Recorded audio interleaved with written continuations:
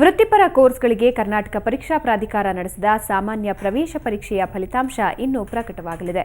ವೈದ್ಯಕೀಯ ಶಿಕ್ಷಣ ಸಚಿವ ಶರಣಪ್ರಕಾಶ್ ಪಾಟೀಲ್ ಹಾಗೂ ಉನ್ನತ ಶಿಕ್ಷಣ ಸಚಿವ ಆರ್.ವಿ. ದೇಶಪಾಂಡೆ ಫಲಿತಾಂಶವನ್ನು ಮಧ್ಯಾಹ್ನ 12 ಗಂಟೆಗೆ ಪ್ರಕಟಿಸಲಿದ್ದಾರೆ.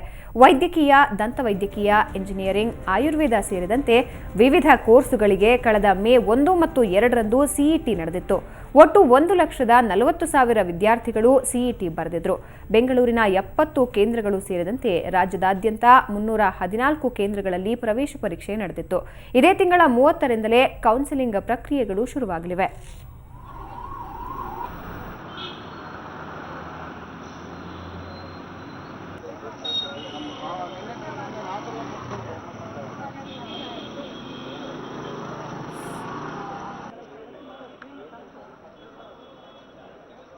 ಹಲೋ ಆಯ್ತಣ್ಣಪ್ಪ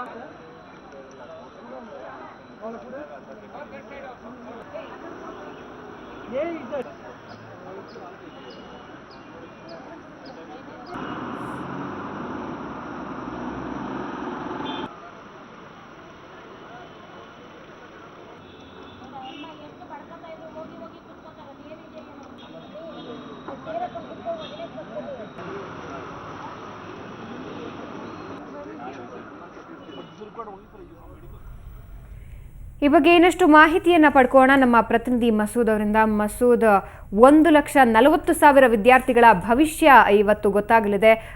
ಸುಮಾರು ಎಷ್ಟು ಹೊತ್ತಿಗೆ ಈ ಒಂದು ರಿಸಲ್ಟ್ ಪ್ರಕಟ ಆಗುತ್ತೆ? ಭವನ ಇಂಜಿನಿಯರಿಂಗ್, ಮೆಡಿಕಲ್, ಡೆಂಟಲ್ ಹೀಗೆ ವಿವಿಧ ವೃತ್ತಿಪರ ಕೋರ್ಸುಗಳ ಈಗಾಗಲೇ ಸಿಇಟಿ ಬರ್ತಿರುವಂತಹ ವಿದ್ಯಾರ್ಥಿಗಳ ರಿಸಲ್ಟ್ ಇವತ್ತು ಅನೌನ್ಸ್ ಆಗ್ತಾ ಇರುವಂತದ್ದು. ಕರ್ನಾಟಕ ಪರೀಕ್ಷಾ ಪ್ರಾಧಿಕಾರ ನಡೆಸಿದಂತಹ ಸಿಇಟಿ ಇದು. ಸುಮಾರು 1,40,40,000 ವಿದ್ಯಾರ್ಥಿಗಳು ರಾಜ್ಯಾದ್ಯಂತ ಪರೀಕ್ಷೆ ಬರೆದಿದ್ರು.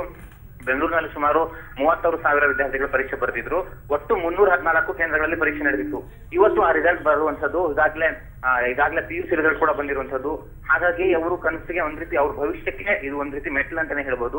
ಇವತ್ತಿನ ರಿಸಲ್ಟ್ ಆಧಾರ ನೋಡ್ಕೊಂಡು ವಿದ್ಯಾರ್ಥಿಗಳು ಯಾವ ಕೋರ್ಸ್ ಸೆಲೆಕ್ಟ್ ಮಾಡ್ಕೋಬೇಕು ಅನ್ನೋದು ನಿರ್ಧಾರ ಮಾಡ್ತಾರೆ. ಮತ್ತೆ ಇದೇ 30ನೇ ತಾರೀಕಿಂದ ಕೌನ್ಸಿಲಿಂಗ್ ಕೂಡ ಶುರು ಆಗುತ್ತೆ. 30ರಿಂದ NCC ಮತ್ತೆ ವಿಕಲಚೇತನ ಕೋಟಾದವರಿಗೆ ಇದು ಕೌನ್ಸಿಲಿಂಗ್ ನಡೆಯುತ್ತೆ. ಮತ್ತೆ 2ನೇ ತಾರೀಕಿಂದ ಸಾಮಾನ್ಯ ವರ್ಗದವರಿಗೆ ಕೌನ್ಸಿಲಿಂಗ್ ನಡೆಯುತ್ತೆ. ಈಗ 12 ಗಂಟೆ ವೇಳೆಗೆ ಉನ್ನತ ಶಿಕ್ಷಣ ಸಚಿವ ಆರ್.ವಿ. ದೇಶಪಾಂಡೆ ಮತ್ತೆ ವೈದ್ಯಕೀಯ ಶಿಕ್ಷಣ ಸಚಿವ ಶರಣಪ್ರಕಾಶ್ ಪಾಟೀಲ್ ಅವರು ಈಗ ಅನೌನ್ಸ್ ಮಾಡ್ತಾರೆ. 12 ಗಂಟೆಗೆ ಸರಿಯಾಗಿ ರಿಸಲ್ಟ್ ಅನೌನ್ಸ್ ಆಗುತ್ತೆ. ಭಾವನಾ, ಓಕೆ, ಧನ್ಯವಾದ ಮಸೂದ್ ನಿಮ್ಮೆಲ್ಲ ಮಾಹಿತಿಗೆ.